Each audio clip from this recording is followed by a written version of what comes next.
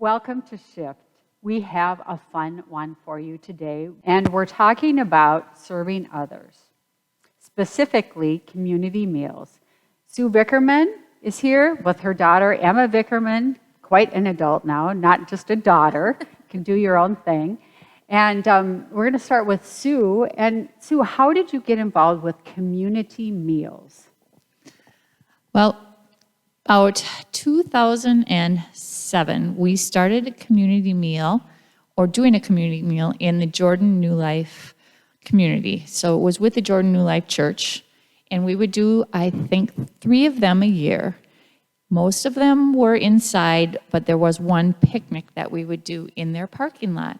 We collaborated with that church, and the people from the church also brought things to the meal, and we grilled outside lots of times, and then we would serve the community. And it was my first experience with a community meal, and we had people from all over coming in and seeing their neighbors and getting really excited about a meal. So I was really inspired by that. So with that inspiration, we decided to start something at Trinity. And Jill and I, about 2015, started talking about having a community meal at Trinity. We collaborated with St. George and Calvin, and the 3 churches decided that we would have a rotating meal every month. And we would invite people into our church, people from our church, their churches, and the community, and we would serve a meal.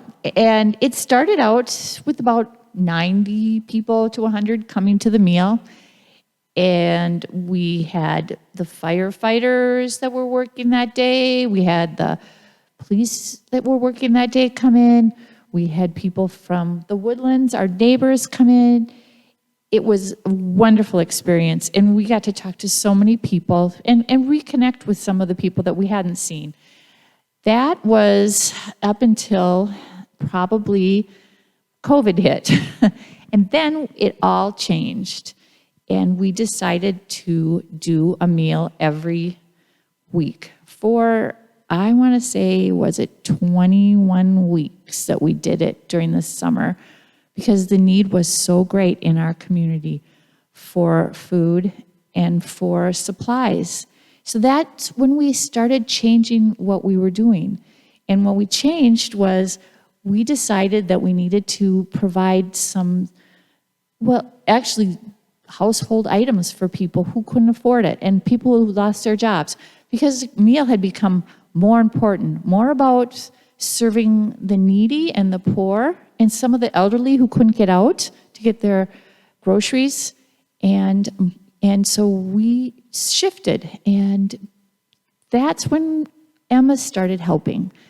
And she came to a community meal, and she saw what we were doing.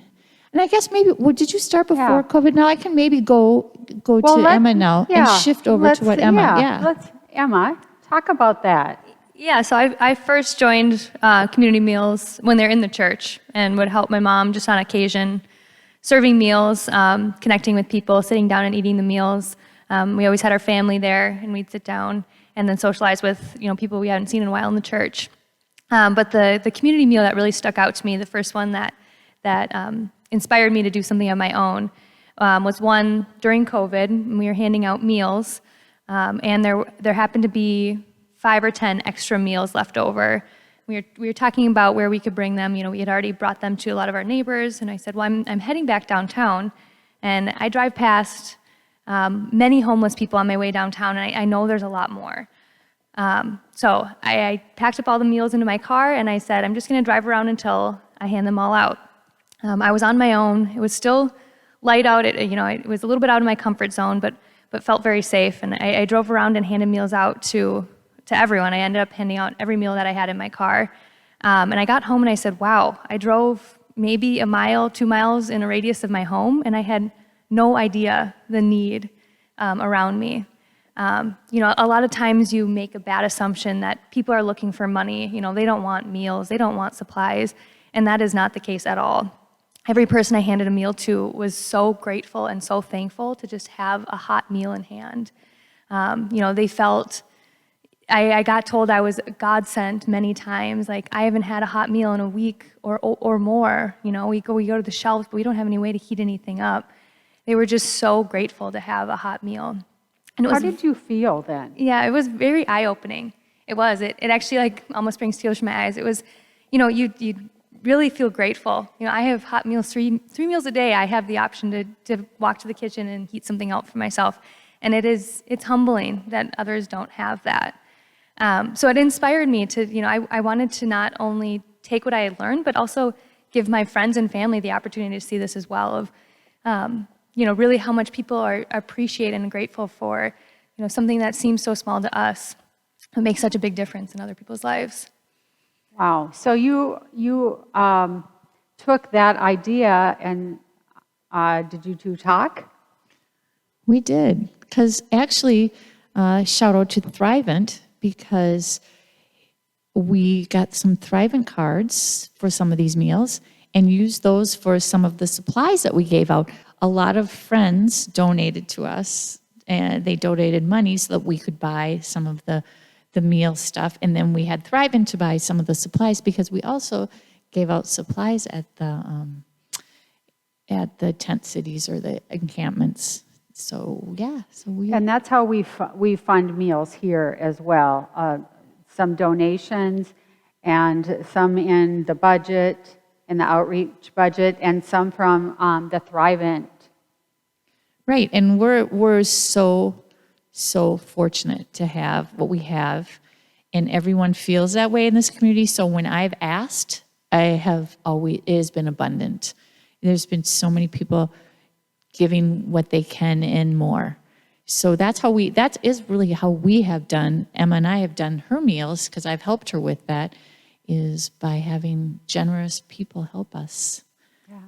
So how have you done your meals? And please describe for everyone how many meals, where you took them, how you did all of that. Yeah, so it's really evolved. So our first meal, I pulled in friends. I got donations from friends and family. We packed donation kits that we were dropping off, groceries, things that, like bread, peanut butter, jelly, things that didn't necessarily have to be heated up, granola bars, veggies, fruit, and didn't have to be kept cold. So the first one was we packed, pretty light donation bags, a pretty simple meal. Was not the most organized. I just told friends, take what you can fit in your car, drive around, you hit this side of the city, I'll hit the center city, you hit the other side of the city, and let's see what we can hit. The first one was a little rocky, but we figured it out from there. Our next one went a lot better. We actually pinpointed different encampments that the first time around saw that there was big needs at, a lot of tents, a lot of people that were looking for supplies. We actually asked people the first time around, what do you need? Do you need socks? Do you need warm clothes? Are you looking for food? Are you looking for, phone chargers was one that I would have never thought of, but they don't have any way to charge phones, so they were looking for portable chargers. So we did get a lot of ideas from the people actually at the encampments. So the next one was, and actually the next few were actually all Thrivent helped us out with. So we could use that money to, go to Costco and buy big bulk things that we could then separate out into grocery bags. We found ways to purchase cell phone chargers or other things that they specifically requested in bulk. And then we also had a lot of donations. I had friends and family that would say, I heard them talking, they really need socks, so I want to go out and buy socks. And the next time around, they bought a huge bundle of socks, and we put socks in all of the bags. Everything we tried to do was compostable, so we use containers that, it won't cause litter and other issues in the community that they actually can throw in the trash and that will be compostable. So we do take out containers and bamboo silverware, napkins. And then, we also, a lot of the Trinity members helped out. My mom's been really involved. We had another Trinity member that cooked all of the desserts for all the meals that we've passed out. And let me tell you, the dessert is the highlight. Everyone asks how many cookies they can take. Because And we should really say that is Janice Lurkey, and she is amazing, and she has given to all the meals that Emma and I have done together. She's given, so it's been really nice. Yeah, so it definitely evolved. It was a learning process. We did the first one. It was a little rough, but we just went out there and got it. We just did it. We got out and talked to people and learned from people who we socialized with at the encampments. We made sure to go in groups, and so that this is out of people's comfort zone. I mean, that's it's something different. People aren't used to walking up and going into an encampment that they don't know. So we made sure that everyone had their own comfort levels and they were with other people that felt comfortable walking in to the encampments and having conversations and be able to walk up and ask, what do you need? Can I give you a meal? And the same, you take a step back and it's the same thing you come back with every time. You get home and you say, wow, I'm so lucky and I am very fortunate that I can help these people because not everyone is as lucky and fortunate as we are.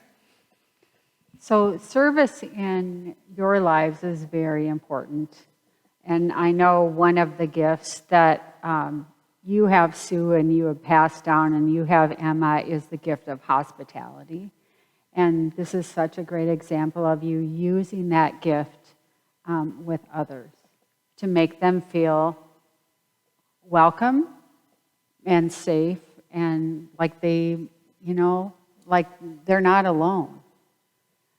Yes, I think that is true, and I think that it's something I feel. I think about Oscar Romero's prayer, and at the end he says that we can't do everything, but let's do what we can very well, and that should be what we should be proud of. And that's to me, I feel like I can't. We can help a few people, and so in my heart, that's what I'm going to do, is help a few people in this community and also abroad and global. And I mean, I think my reach is far, but it's also close.